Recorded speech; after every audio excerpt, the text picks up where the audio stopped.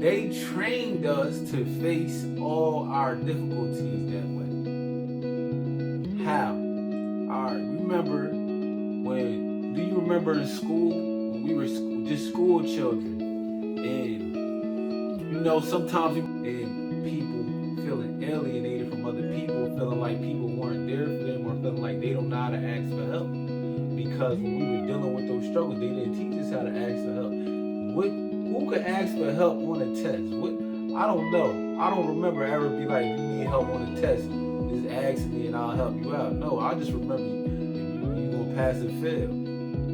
Hopefully you got all the answers. But when we get out here in life, not only are we not equipped with all the right information to be able to overcome these obstacles, most of the time we don't have nobody there that we really think that we could depend on to do it. Because like I said, not only did the person who got the help get in trouble, but the person who gave the help get in trouble. So not only do we not know how to ask for help and we're going through those obstacles, but also when we see people going through those obstacles, a lot of times we don't even know how to offer them help. Even if they did ask for help, a lot of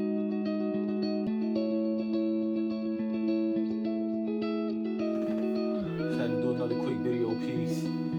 I just want to talk more a little bit about mental health and the way that we tend to handle many of our problems. I notice a lot of people, they say when they have problems or when they're going through problems, they didn't want to reach out to me. They didn't want to talk to me, and I don't know if you have people in your life that are like that. Like, somebody going through something and they don't want to reach out to you with their problems because they feel as though, they don't want to burden you, or maybe they just don't even rock with you like that. They don't trust you to, keep their confidences. But I just wanted to say that many people are out here struggling, and they feel as though that they have to struggle alone. They feel as though that they have to go through all these hardships and experience all these ups and downs on their own.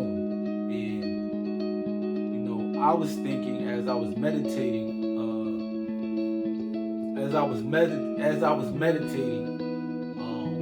I started thinking about how they trained us to be that way. They trained us to face all our difficulties that way. How? All right, do you remember in school, we were just school children, and sometimes we might gotta do work, we do assignments together, cool. But when it came time for the test,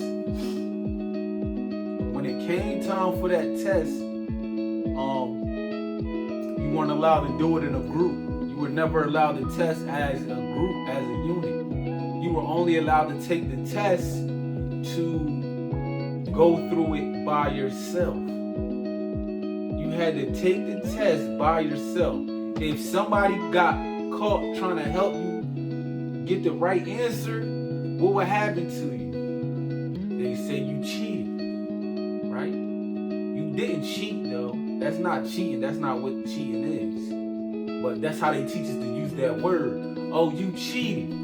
You copied off his paper, or he gave you the answer, or she gave you the answer, right?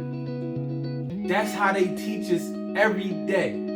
Going to school, when we take tests from small children up into adulthood, that's how we're taught to face life's problems right there. We have to go through this test, right? We have to go through this major obstacle on our own. If we ask for help, we're cheating. If somebody comes and gives us some help, no, we can't take that, because what happens? What happens if I get caught giving you the answers and you get caught giving me the answers in school on the test? We both would fail, right? That's how they indoctrinated us right there. And that right there alone plays a major part in our psyche with how we deal with life's problems. Just think about it. Keep your eyes on your own paper, right? Mind your own business. Don't mind my business. Don't worry about it. Get out my face. It don't concern you. But really, we live here together. Each one affects the other one, whether we're doing well or we're doing horrible. Everybody has an effect on everybody else. Everything is everything. You you are me and I am you. But we're not taught to view it like that. We're taught to view it as, this is my test. I have to live with my grade. And if you get caught trying to help me, I'm going to get in trouble. So I'd rather not. So it creates that negative mental concept with getting help from people when we're dealing with a major problem in life. Even though this person might got the answers or the resources or the information that could lead me down a simpler path or a better path with less hardship, with less trial and error, we still would rather go through the trial and error rather than receive that help, because somewhere in our subconscious it's that mentality like, I gotta face this test, I gotta go through this struggle, I gotta do this all on my own. And I think that plays a major part in people feeling alienated from other people, feeling like people weren't there for them, or feeling like they don't know how to ask for help. Because when we were dealing with those struggles, they didn't teach us how to ask for help. Who could ask for help on a test? I don't know. I don't remember ever be like, if you need help on a test, just ask me and I'll help you out. No, I just remember if you gonna pass or fail. Hopefully you got all the answers. But when we get out here in life, not only are we not equipped with all the right information to be able to overcome these obstacles, most of the time we don't have nobody there that we really think that we could depend on to do it. Because like I said, not only did the person who got the help get in trouble, but the person who gave the help get in trouble. So not only do we not know how to ask for help and we're going through those obstacles, but also when we see people going through those obstacles, a lot of times we don't even know how to offer them help. Even if they did ask for help, a lot of times it's that negative idea, the same, it works the other way as well. Like, if I give you help and we both get in trouble, I ain't helping you. You gotta figure that out. That's your stuff. That's your struggle, I could be there for moral support, but no, I can't do that. But now, not realizing if we're a nation of people and we're building a nation, we have to come together. And if you got problems, then I got problems. And that's just the way it is. If you read the end of that Declaration of Independence, if you read the end of the Declaration of Independence, read the beginning, that first part, we hold this truth to be self-evident.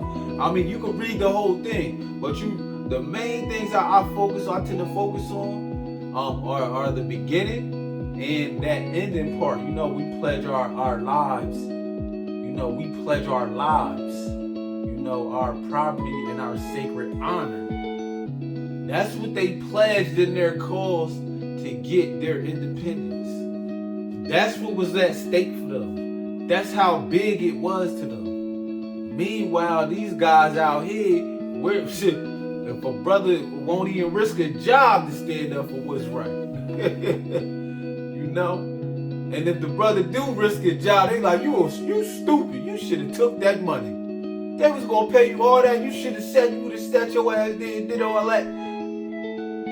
Some people got principles, man. Your principles, right? A principle is the prince, right? The prime reason, the thing that's of the utmost importance.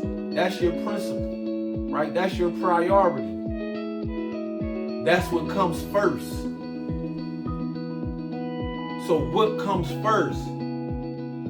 My liberty, my dignity, my self-respect? Or do I throw all that out the window for this money they gonna give me? Oh, this money could change your life. I control my life.